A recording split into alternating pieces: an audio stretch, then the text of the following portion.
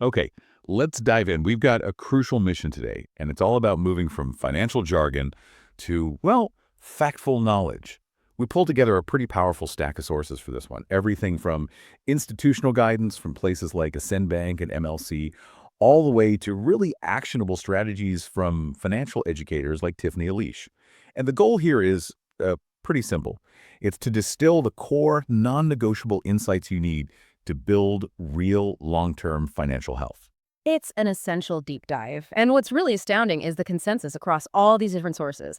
They all point to 5 fundamental pillars: budgeting, saving, investing, debt management, and retirement planning. But before we get into the nuts and bolts, we really have to talk about the mindset. That's the real starting point, isn't it? Elish makes this fantastic point that financial shame is a huge barrier. She says shame actually shields solutions. We're not here for that. We're here for the practical knowledge that gets you from, fear to fact-based empowerment. Precisely. This isn't about deprivation, not at all. It's about strategic control. When you understand the math, when you have the facts, you get to tell your money where to go. You're not left wondering where it went. So let's start with that first pillar. And it's a word that makes a lot of people just cringe. Budget. Yeah, it feels like being told no, doesn't it? That's the old way of thinking.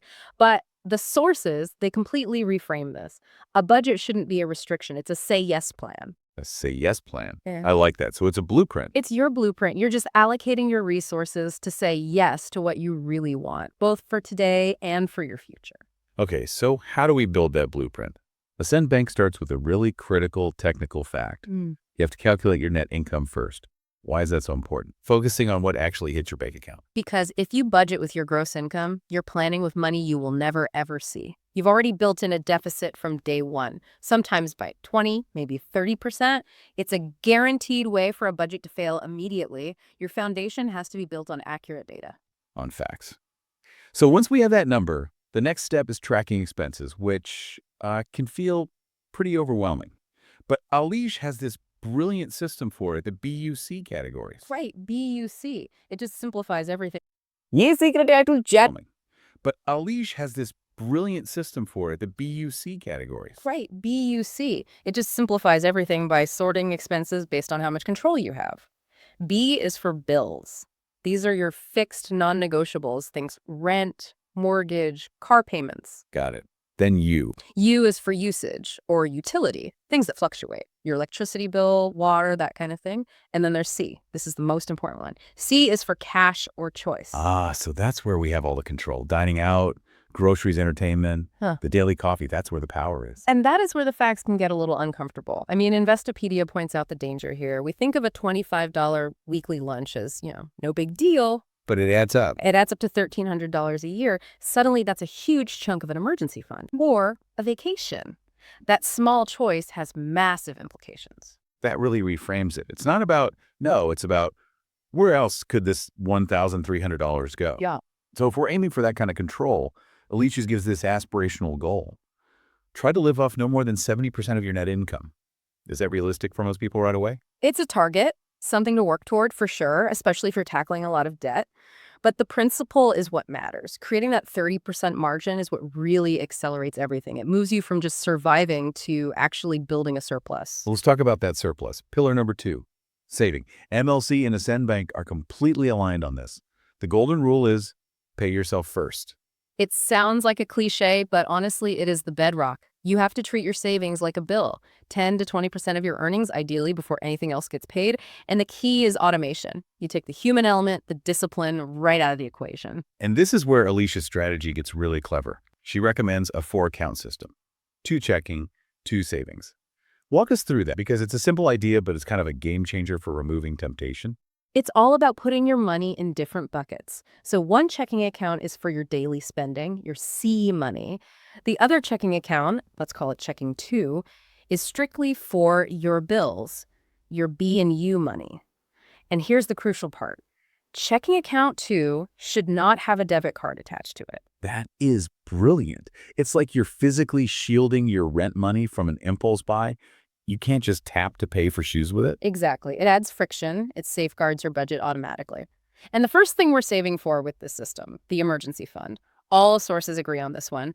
You need 3 to 6 months worth of living expenses set aside. Okay, but after that safety net is full, The sources bring up a really interesting idea, something I hadn't really considered, the concept of oversaving. Is that actually a thing, having too much cash? Absolutely. Alicia has this great analogy. She says a savings account is a safety belt, not a fashion belt. Yeah. It's there for a crash. Once you have that cushion, let's say up to a year's worth of expenses, any cash beyond that is actually losing value. How is it losing value? The number isn't going down. Because of inflation, it's the silent killer of savings. If your savings account is earning, what, 0.5%? And inflation is at 3%. Your money is losing 2.5% of its buying power every single year. Oof. That's a powerful way to put it. Yeah, so that's why the sources recommend moving necessary reserves into a high-yield savings account. You get a better return, but the money is still accessible. Right. So we built the buffer. Now we have to attack the biggest thing holding most people back, debt. And this requires a serious reality check. Ascend Bank makes a clear distinction between good debt, which can build assets like a mortgage, and bad debt, which is almost always high-interest credit cards. And the data on that is terrifying. Investopedia reported the median credit card interest rate hit 24.62% in June 2024. That's not just a headwind. That's a financial jet engine working against you. It is. So the very first step to get that fact-full control is to make a debt list. Alicia says you have to write it all down, who you owe, how much, the due date, and that punishing interest rate. Once you see the facts, you can pick a strategy. And we've got three main strategies here. The first one is a psychological favorite, the snowball method. Right. With the snowball, you attack the smallest balance first, no matter what the interest rate is. The goal is momentum. You pay off that little debt, you feel great, you get a win. Then you take the money you were paying on that one, the snow minimum, and roll it over to the next smallest debt. It's all about building confidence. But if we're just looking at the cold, hard math, what saves the most money? That would be the avalanche method. That's the one. With Avalanche, you attack the highest interest rate first. It's the most financially efficient choice. You will pay less in total interest, period. But it can feel like a longer slog at the beginning. And then Alicia has a really interesting third option, the tsunami method. This goes back to that idea of shame and stress. The tsunami method is about prioritizing the debt that's causing you the most emotional pain. Maybe it's a small loan from a family that's creating tension, or a medical bill that just keeps calling. Sometimes clearing that mental space is more valuable than saving a few bucks in interest because it frees you up to focus. It respects the human side of money. Sticking with debt for a second, let's talk credit scores. Alicia says this is often the easiest thing to fix. 35% is payment history, 30% is amounts owed. Why are those two so huge? Because they answer the only two questions lenders really care about. One, are you reliable? That's your payment history.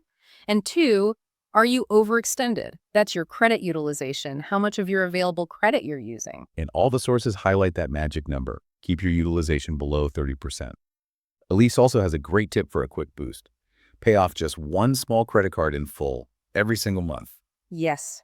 That single action reports back to the credit bureaus as a consistent A+ grade. It shows you can not only manage debt, but you can eliminate it. It's a small habit with a huge data impact. Okay, now let's move into growing what you have. The final pillar, investing. And the engine behind it all is compound interest. It's such an elegant concept. It's just Interest. earning interest. Your money is working to make more money, and then that money starts working too. Right, this is the Einstein quote, which may or may not be real, but the idea is sound. He who understands it earns it. He who doesn't pays it. And the key variable, as all the sources emphasize, is time. Time is everything. Let's make it real. Say you have two people. Both invest $500 a month, get an 8% return. Person 1 starts at 25. Person 2 waits until 35. Just a 10-year difference. Just 10 years. But by age 65, the person who started earlier will have massively more money. That's because their early money had an extra decade to compound, exponentially. Time in the market is the most powerful force you have. And that exponential growth is exactly why Investopedia gives that huge warning. Never, ever use your 401k to pay off debt. You're not just losing the money, you're losing 30 years of its potential growth. And you're probably paying a 10% penalty on top of it. It's a catastrophic loss. And to manage the risks that come with investing, the sources all point to one thing: diversification. Don't put all your eggs in one basket. Spread your money across different things: stocks, bonds, real estate, and in different places, different sectors, different countries. You're smoothing out the ride, so if one area is down, the others can help carry the portfolio. We've covered a ton of ground here. The math, the facts, the strategies for all 5 pillars. But the thing that really ties it all together is purpose. It has to be. Alicia's so clear on this. This is not about piling up money for its own sake. It's for meaning's sake. The money has to serve the life you want to live. Which means we have to be really honest about our spending, separating what we need from what we just want. Alicia has a great framework for this. Need, love, like, and want. Right. A need is obvious. A love is something that brings you joy for more than a year. A like is temporary fun. And a want is just instant gratification. The goal is to live mostly in that need and love space. A love purchase isn't frivolous. It's a strategic use of your money aligned with your purpose. And this all leads to what she calls dreamscaping. I love this idea. It's this active, holistic visualization. You imagine in detail your ideal life 5 years from now. The finances, the travel, the lifestyle. And then you build the plan to match your money to that specific vision. It completely changes the conversation from, I can't afford that, to, I'm strategically moving my money toward that. It's the bridge between the facts and your life goals. And we should mention, if all this feels like a lot, the sources are clear that professional guidance from a vetted financial advisor is always an option. Financial literacy is a journey. It is. We covered so much fact-based knowledge today, from automating your savings to the power of compounding.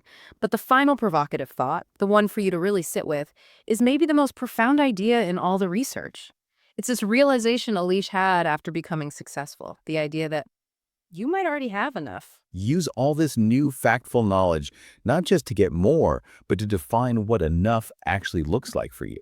Because if you stop chasing some random number and start building that life you just dreamscaped, you might find that financial freedom is a lot closer than you think. So start today. Get that money list, that debt list, down on paper. Automate your savings. Apply these strategies. Control is always the first step.